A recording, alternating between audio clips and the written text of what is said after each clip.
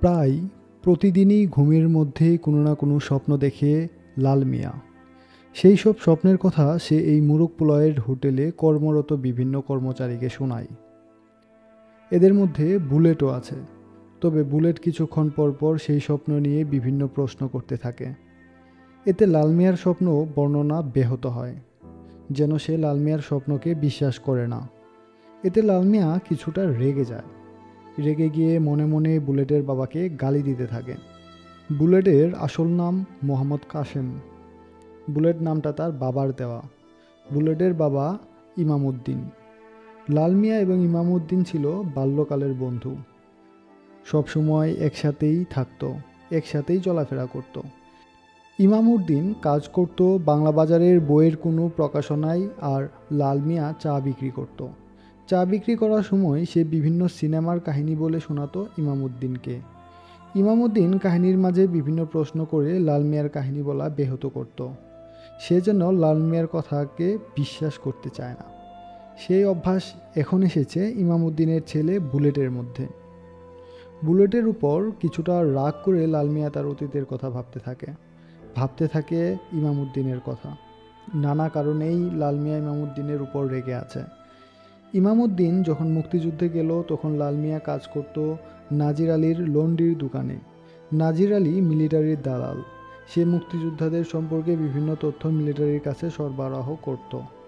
হিন্দুদের অনেক বাড়ি দোকান দখল করে সে এখন দিব্যি আছে। যে লন্ডিতে লাল মিয়া কাজ করে সেটাও নাজির আলীর দখল করা। ইমামউদ্দিন মাঝে মাঝে এসেই লাল মিয়াকে বলতো তার মালিক নাজির আলীর কথা। বলতো যে সে নাজির আলীকে পেলে ইচ্ছামতো ধোলাই করবে। একদিন পেয়েও গিয়েছিল তাকে, কিন্তু নাজির আলী সোজা ইমামউদ্দিনের পায়ে পড়ে গেল। মুরব্বী মানুষ এমন কাতরতা দেখাচ্ছে দেখে ইমামউদ্দিনের বেশ মায়া হলো। ইমামউদ্দিন নাজির আলীর পাছায় একটা লাথি মেরে তাকে ছেড়ে দিল। সেদিনই একটা মিলিটারিকে খতম করে এবং একটা ট্রান্সমিটার গ্রেনেড মেরে উড়িয়ে দিয়ে আসার সময় মিলিটারি গুলিতে শহীদ হয় ইমামউদ্দিন। এর আগে অবশ্য আরও 2 গাড়ি মিলিটারিকে খতম করেছিল ইমামউদ্দিন। ইমামউদ্দিনের সেদিনের কাণ্ডর পরেই মিলিটারিরা খেপে গেল ইমামউদ্দিনের উপর। জিপ নিয়ে নাজির আলীকে সাথে নিয়ে চলে এলো লাল মিয়ার কাছে। ইমামউদ্দিনের ঘরে একমাত্র লাল মিয়াই চিনে। লাল মিয়াকে নিয়ে সোজা চলে গেল বস্তিতে, যেখানে ইমামউদ্দিন থাকতো। সেখানে গিয়ে চালালো হত্যাযজ্ঞ। ইমামউদ্দিনের বৃদ্ধ বাবাকে ও ছোট ভাইকে ইচ্ছামতো মেরে গাড়িতে তুলল। ইমামউদ্দিনের দাদিকে গুলি করে মেরে ফেলল। তখন বুলেট খুবই ছোট, হাঁটা শিখেনি। ইমামউদ্দিনের স্ত্রী কালো হলেও দেখতে বেশ ভালো ছিল, যার কারণে ছেলেটিকে ফেলে রেখে মিলিটারিরা তাকে গাড়িতে তুলে নিল। ইমামউদ্দিনের বন্ধু বলে লাল মিয়াকেও ছাড়ল না। কয়েকদিন পর ইমামউদ্দিনের বাবাকে ছেড়ে দিলেও তার ভাই ও স্ত্রীকে আর ছাড়েনি। ইমামউদ্দিনের বাবা ছাড়া পাওয়ার কিছুদিন পরেই মারা গেল। নাজির আলী অবশ্য অনেক চেষ্টা করে লাল মিয়াকে ছাড়িয়ে আনতে সক্ষম হয়েছিল। এরপর যুদ্ধ শেষ হলো। নাজির আলীর আর কোনো খোঁজ পাওয়া গেল না কোথাও। মুক্তিযোদ্ধারা এসে নাজির আলীর দখল করা বাড়িতে ইমামউদ্দিনের মাকে ও ছেলেকে তুলে দিল। তারা সেখানেই থাকতে লাগলো। লাল মিয়াকেও ইমামউদ্দিনের মা সাথে রাখলো। বুলেট এদের মাঝেই বড় হতে লাগলো। বুলেট একটু বড় হলে তাকে কাজে লাগিয়ে দিল লাল মিয়া।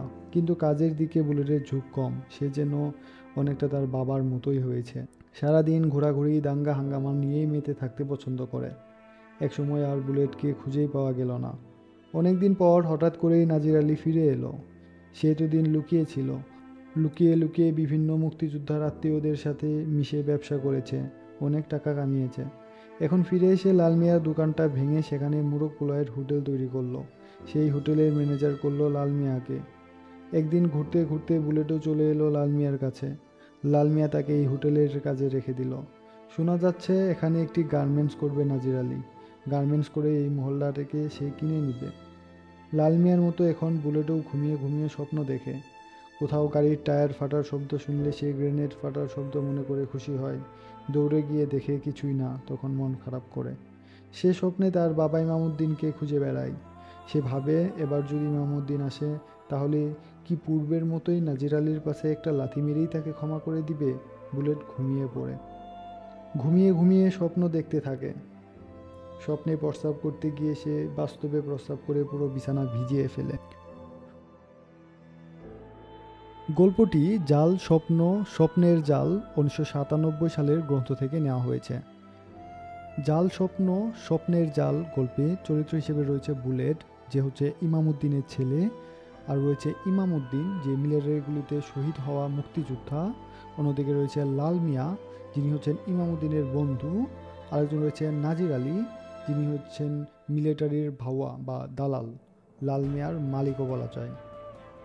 জাল স্বপ্ন স্বপ্নের জাল গল্পটি আখতারুজ্জামান ইলিয়াস 1997 সালে লিখেছেন। আখতারুজ্জামান ইলিয়াস 1943 সালে জন্মগ্রহণ করেন এবং মৃত্যুবরণ করেন 1997 সালে।